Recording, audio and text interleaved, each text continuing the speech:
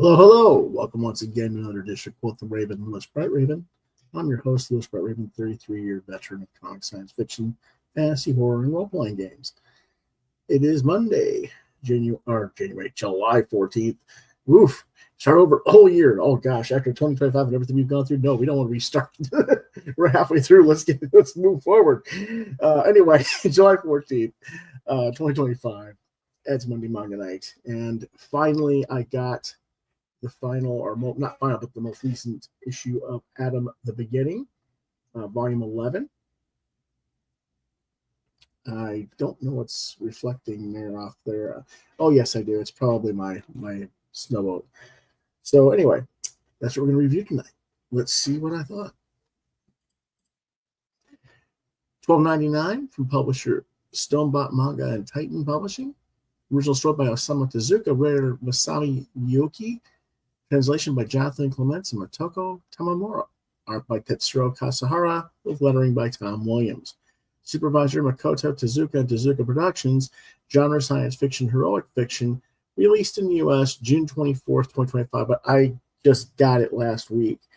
There was delays because of the distribution, and I actually had to go buy it through Amazon because I was afraid I wasn't going to get it at all.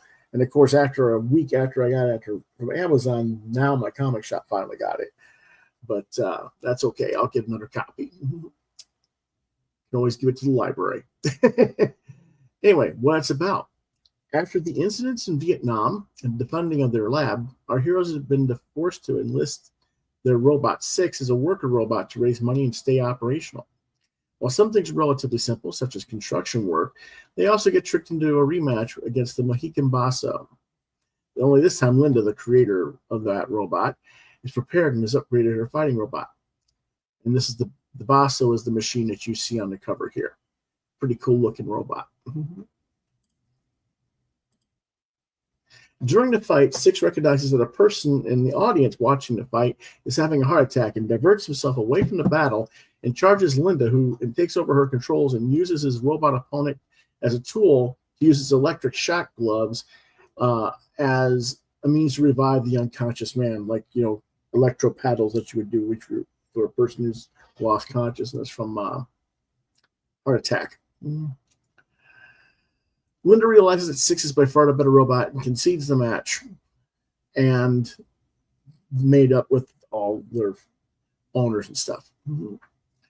But when they return back to the lab, they discover their former nemesis on campus, Mariah, I should say, has been assigned to work with them, and after being expelled from his own lab, and there are significant tensions between Tenma and Mariah, who has softened a bit since the accident, but doesn't exactly feel like he belongs with them either. And Tenma is being his usual jerk self times 100, to the point where Ocean Mazu has to stand up for Moira against Tenma. As Moira explains what happened and what their rivalry was really all about in the past Ochi, Tenma and Six are out on another job. It more or less shifts Moria away from being a B antagonist villain in the story to being someone who genuinely matters to the group as they get to know one another, and they do things like build him new legs to walk with. But there is a secret Moria is still keeping from Tenma, and while Hiroshi Ocha Nomamizu has surmised what that is, and it's a serious secret that could implode everything, Hiroshi is doing his best to keep it a secret. And so I will as well, and not even hint at what that secret is, because if you haven't figured it out by now in the story, you probably weren't paying attention anyway. So what do I think about it? It's an interesting volume in that it's rather transitional, and yet nothing that significant happens. We go through another couple of rounds of world robot battles, and we see some flare-ups and tensions rise because of the new lab dynamic with Moria in the group. But it's really kind of a filler issue. If there is, so you can say it's such a thing in these types of series, it just doesn't quite move the story forward enough for me. In my opinion, it's almost more like a mini reboot with the new lab dynamic and new expectations between the trio, as opposed to what was done before. But yet it is an organic transition with what has happened in earlier volumes. So it's not like we got bored, we don't know what to do, we're going to reboot it. There's an actual flow to the story. So that's not the problem. It's just it's almost like you're taking a breather with this issue. And they don't know quite yet where the direction is going. So they're just setting up the pieces in this issue, as it were. Now, things will get far more interesting if and when Tema ever figures out or has to be told Moira's ultimate secret, because that secret will change Tema's perceptions of his entire worldview, and not necessarily for the better. This will conclude my discussion of the series for now. The next volume doesn't come out until late September or early October. So far, this series started off strong in certain ways with the robot battling league and stuff.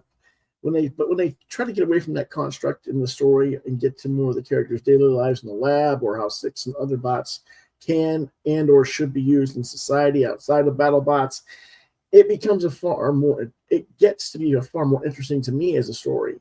But they always seem to revert back to rack 'em, smash 'em, to what I presume is to try to appease a person who just wants robot fights.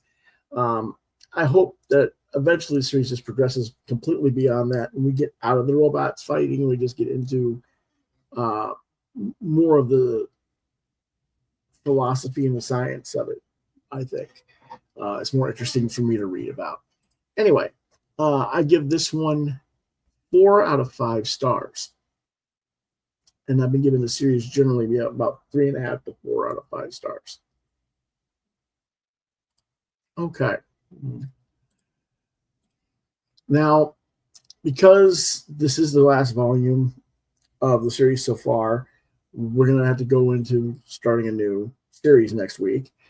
And so what we're going to do is we're going to go into Dinosaur Sanctuary. It's basically Jurassic Park meets the Crocodile Hunter as a paleontology medical student begins work at a dinosaur sanctuary and zoo. And no, it doesn't turn into a horrific dino hunting the workers book. At least I don't think it does. I've read a few of these and that hasn't happened yet, but who knows what'll happen. Tune in next week to find out what this book is about, though.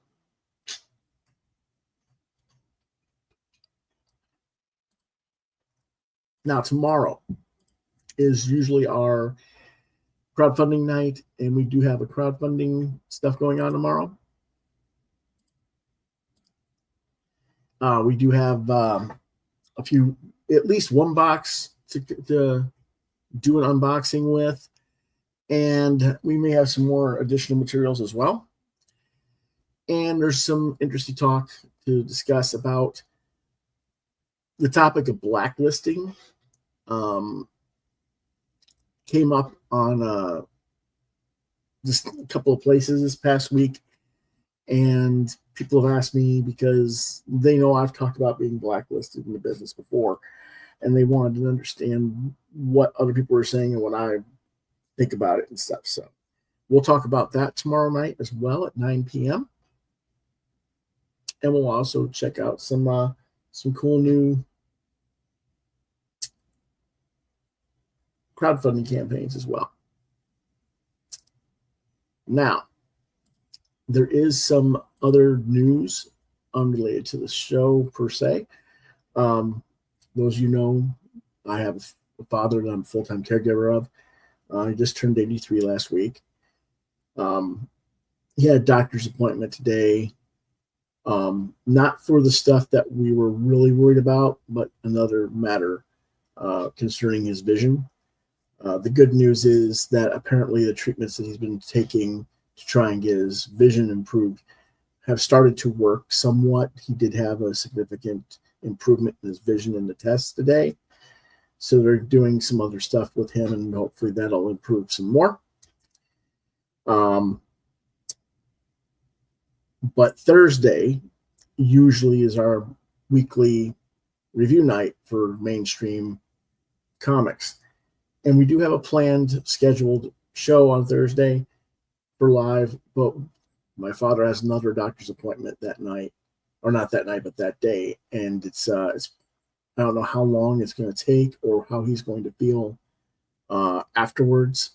So we may not do that show on Thursday, but technically speaking, theoretically scheduled for Thursday, we're going to talk about a variety of books, including the graphic novel Settle, Batman by Gaslight, League of Justice, The Slasher's Apprentice, The Toxic Avenger, Buried Long, Long Ago, issues 2 and 3, Dark Regards, possibly 2 and 3 or just 3, I don't remember, and the Impossible Jones, Impossible to Love graphic novel, among other things, if all goes well.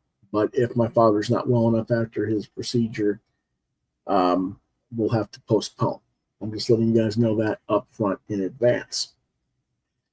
Last but not least, this week, on Friday, tentatively scheduled again because of my father's health, we're going to review Crawl for our Friday night movie talk.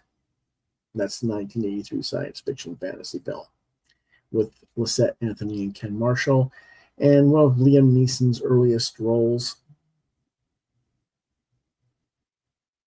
So we'll see how that goes. That's what the week looking forward to this moving out, or pardon me, moving forward the rest of the week is looking out to be. Hopefully everything will go well, and we'll see you guys on a regular this week. And my doctor's appointments with my dad are relatively simple. We'll have to see, but that's all there is for now. I appreciate you for watching, as always. If you want to reach out to me on social media, Lewis.BrightRaven on Facebook, at X at LewisBrightRave2. See more of my artwork at deviantart.com/BrightRaven. You've been watching Quoth the Raven, Lewis Bright Raven exclusively on YouTube. If you have questions, comments, titles you'd like me to review, or my co-host review, Quoth the Raven LBR72@gmail.com is the place to send us your suggestions or comments. And if I don't get back to you, try lewisbrightraven@yahoo.com. That's all for now. We'll see you guys tomorrow night with crowdfunding and industry talk. Quoth the Raven, nevermore.